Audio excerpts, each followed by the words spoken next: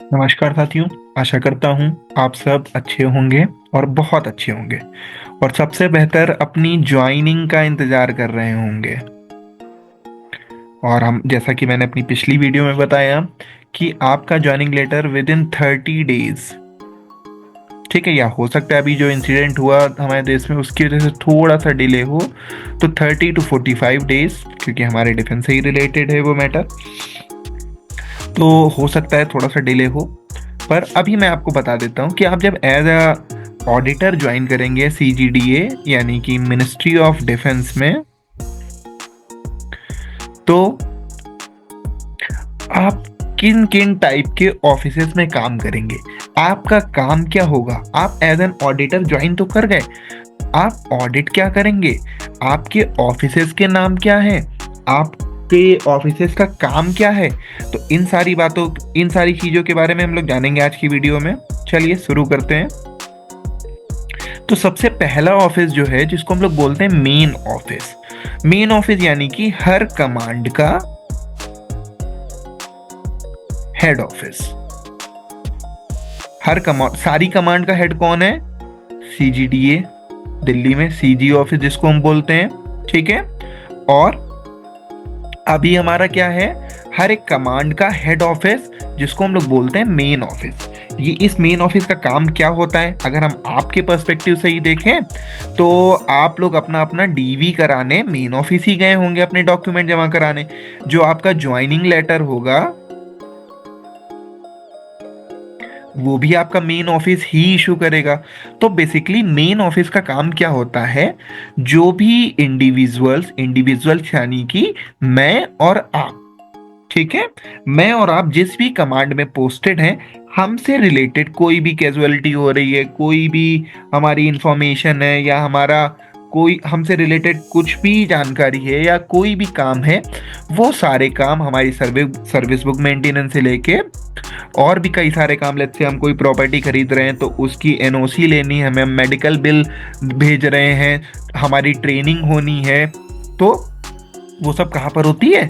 Main office वो सारा काम करता है। मेन ऑफिस में कई सारे एडमिन सेक्शन होते हैं जिनको हम AN1, AN2, AN3 and so on, हम ऐसे इनको फर्दर क्लासीफाई करते हैं। तो आप जब आओगे डिपार्टमेंट में खुद ही जान जाओगे। अभी के लिए सिर्फ इतना समझ जाओ, जो मेन ऑफिस है वो क्या होगा, कमांड का हेड ऑफिस होगा। आप लोगों को कमांड अलॉट हो गई होगी और इसका काम क्या होता है, जो इंडिविजुअल उस पर्टिकुलर कमांड में पोस्टेड है अलग अलग स्टेशन पर, उनसे रिलेटेड उनकी लीव्स हैं और भी बहुत सारे काम हैं जो उनसे रिलेटेड होते हैं, ठीक है।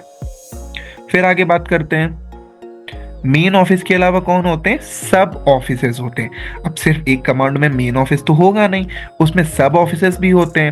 तो सब ऑफिसेस में सबसे पहला है PAO, इसको हम लोग बोलते हैं पे एंड अकाउंट ऑफिस। अभी मैं इन सब के बारे में बताऊंगा। दूसरा है LAO, local audit office. Third है AOG, तो GE मतलब गैरिसन इंजीनियर, उसका ऑडिट होता है।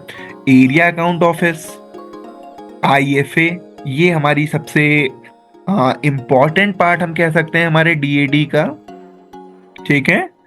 इसका मतलब होता है इंटीग्रेटेड फाइनेंशियल एडवाइजर। फिर है स्पर्स, ये जितने भी पेंशनर हैं, जो रिटायरीज हैं, उन सब से रिलेटेड ये काम करेगा। AAOBSO, जो हम लोगों को क्वार्टर वगैरह मिलते हैं, उन सब का जो इलेक्ट्रिसिटी और वाटर से रिलेटेड बिल वगैरह है वो BSO ऑफिस के अंडर आता है। और उनका ऑडिट करने के लिए हमारे WBA से होते हैं। BRO एक होता है बॉर्डर रोड ऑर्गेनाइजेशन का ऑफिस, ठीक है। तो आइए अब हम लोग जानते हैं एक एक करके डिटेल में इन ऑफिसेस के बारे में। सबसे पहला है PAO, इसको हम लोग बोलते हैं पे एंड अकाउंट्स ऑफिस, ठीक है। अब देखो पे एंड अकाउंट क्या मतलब है इस बात का, तो जितने भी आर्मी पर्सनल होते हैं, ठीक है, जितने भी आर्मी पर्सनल होते हैं, उन आर्मी पर्सन की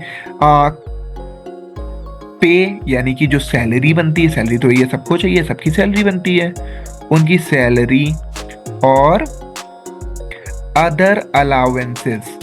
अदर अलाउंसेस देखो कौन कौन से होते हैं। अदर अलाउंसेस जैसे चिल्ड्रन एजुकेशन अलाउंसेस, बच्चा अगर पढ़ाई कर रहा है तो उससे रिलेटेड जो भी अलाउंस मिलते हैं, ठीक है। हॉस्टल सब्सिडी, अगर बच्चा हॉस्टल में पढ़ रहा है। ट्रांसफर ग्रांट, अगर आप एक स्थान से दूसरे स्थान पर आपका ट्रांसफर होता है तो सरकार आपको, जैसे हम इंडिविजुअल्स को भी बेसिक पे का 80% देती है, ठीक है। 80% ऑफ बेसिक पे। तो ये सारे काम। और अलाउंसेस की बात करें तो जैसे हो गया जो हमारे टीडी बिल्स हैं। टीडी मतलब टेम्परेरी ड्यूटी। अगर आप ऑडिट करने के लिए कहीं पर भेजे जाते हो तो उसको बोलते हैं टेम्परेरी ड्यूटी। तो उस दरमियान ऐसे ही आर्मी पर्सनल भी कहीं ना कहीं टेम्परेरी ड्यूटी पे भेजे जाते हैं, तो उस टीडी बिल्स को हम लोग उन सारे बिल्स को हम वेरीफाई करते हैं।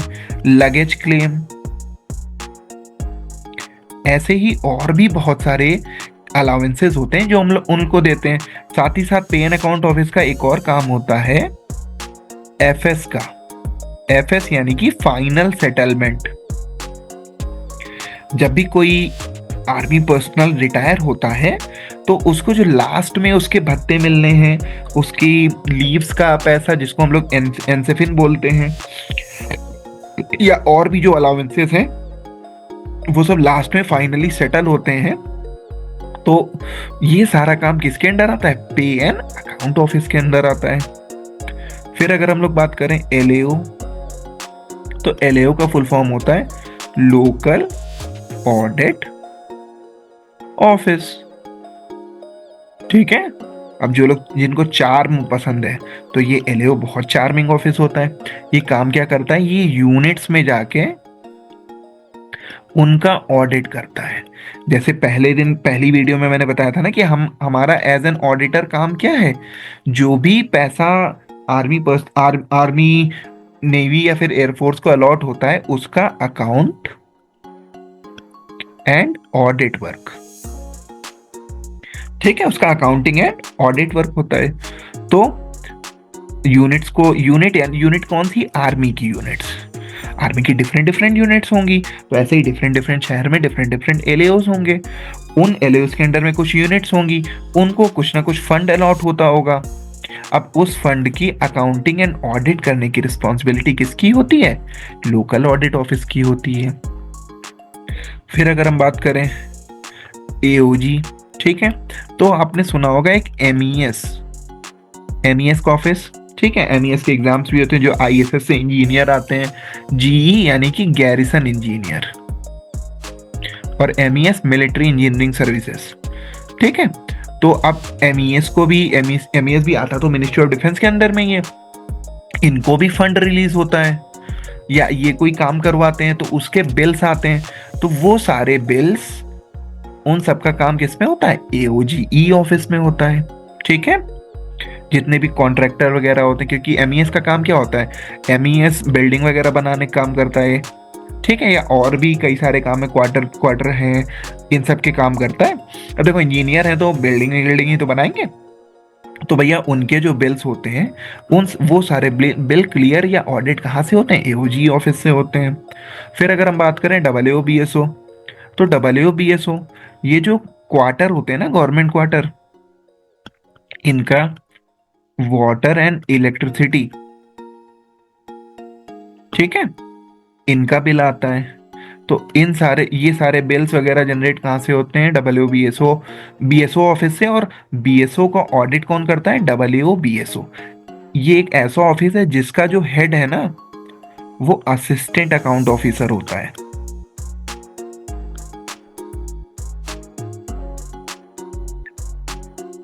एओजी का हेड सीनियर अकाउंट ऑफिसर होता है, और एलएओ का हेड भी एसएओ होता है। अब पीएओ का मोस्टली हेड एक आईडीएस ऑफिसर होता है, ठीक है, जिसको हम लोग एसीडीए डीसीडीए डिपेंडिंग ऑन जैसी भी रैंक है उन जो भी सर है उनकी। फिर अगला बात करें स्पर्श, ये मेनली पेंशनर के लिए है, जो आर्मी पर्सनल रिटायर हो जाते हैं। अब रिटायर हो जाते हैं तो उनकी पेंशन वगैरह भी बननी है। जब वो रिटायर हो जाते हैं उनकी पेंशन बननी है,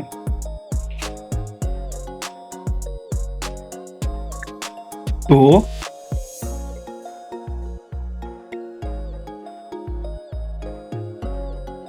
कितनी पेंशन बनेगी या कैसे क्या होगा, उन पेंशनर को आगे क्या होना है, तो वो सारी बातें इस स्पर्श के अंदर, इस जो हमारा स्पर्श ऑफिस है उसके अंदर आती। ये भी हमारा सबसे रीसेंट पहल है, जिसमें हम क्या कर रहे हैं, जो फौजी हैं, जो आर्मी पर्सनल हैं, उनको जागरूक कर रहे हैं उनकी ही पेंशन के लिए, कि भैया आपको जो पेंशन मिल रही है आप उनके फ़ोन में एक्सेस करवा के, कि कितना इजी प्रोसेस है। अब आगे बात करते हैं आईएफए। बहुत इंपॉर्टेंट ऑफिस बन चुका है हमारे उसका, इसका नाम होता है इंटीग्रेटेड फाइनेंशियल एडवाइजर। जैसा ही इसके नाम में आता है फाइनेंशियल एडवाइजर, ये क्या करता है, फाइनेंशियल एडवाइज करता है। अब देखो, आर्मी, नेवी और एयरफोर्स,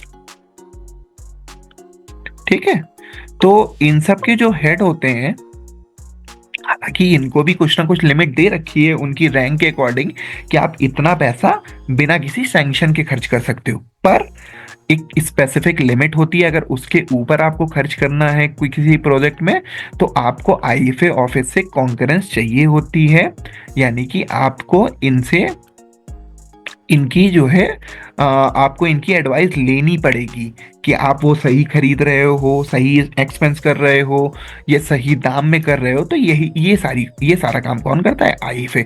और कहीं ना कहीं जो डीएडी का फ्यूचर है वो मेनली डिपेंड करेगा किस पे, आईएफए एंड स्पर्श पे। तो अभी आप में से बहुत सारे लोगों को, लगभग 170 लोगों को प्रयागराज मिला हुआ है ना। प्रयागराज में डीपीडीओ है, पेंशन ऑफिस, ये इंडिया का सबसे बड़ा पेंशन ऑफिस है। और शायद, और इसमें ऑल इंडिया लेवल पे सारे सारे ही ऑफिस की पेंशन, जितने भी एम्प्लॉयज हैं, सिविल डिफेंस के पेंशनर हैं, सिविल डिफेंस के पेंशनर हैं, उन सबकी पेंशन से रिलेटेड काम कहाँ होता है, यहाँ डीपीडीओ प्रयागराज में। तो आप सभी लोगों को ऑल द बेस्ट, जो 170 लोग ज्वाइन करने वाले हो। फिर BRO, BRO border road organisation का सबसे ज्यादा ऑडिटर की मौज यही होती है, बीआरओ ऑफिस में, बॉर्डर रोड ऑर्गेनाइजेशन का ऑफिस, ठीक है। फिर से जो बॉर्डर रोड के लिए फंड वगैरह जाता है, उनकी अकाउंटिंग एंड ऑडिट का काम होता है यहाँ पर, ठीक। फिर नेक्स्ट है एरिया अकाउंट ऑफिस। अब देखो, जैसे हम और आप हैं, है ना, हम लोग ज्वाइन किए, तो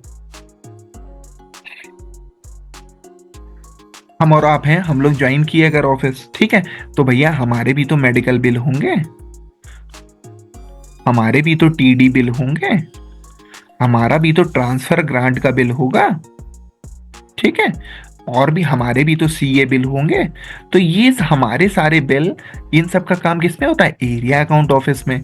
और जो अभी यहाँ आईएफए से कॉन्करेंस ली ना, इन्होंने, इन आर्मी पर्सनल ने, इन्होंने एडवाइस कर दिया कि आप इतना पैसा खर्चा करो। फॉर एग्जांपल, इन्होंने मांगा 10 करोड़, और इन्होंने एडवाइस किया कि नहीं भैया, आप काम अपना 6 करोड़ में करोगे।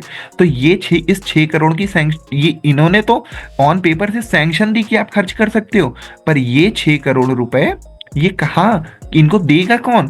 तो ये सारे बिल भी हमारे कहाँ से क्लियर होते हैं, एरिया अकाउंट ऑफिस से क्लियर होते हैं। आई होप इतने ऑफिसर्स के बारे में आपकी बातें क्लियर, आपको क्लियर हुआ होगा। आगे आपको जो भी डाउट है डिपार्टमेंट से रिलेटेड, स्पोर्ट्स से रिलेटेड, तो हम उसको फर्दर और रिजॉल्व करने की कोशिश करेंगे। तब तक के लिए आपसे गुजारिश है कि आप हमारा चैनल शेयर करें, इस वीडियो को लाइक करें, ठीक है, और अगर आपका मन हो तो इस चैनल को सब्सक्राइब करें, ठीक है। चलिए, धन्यवाद, आपका दिन शुभ हो।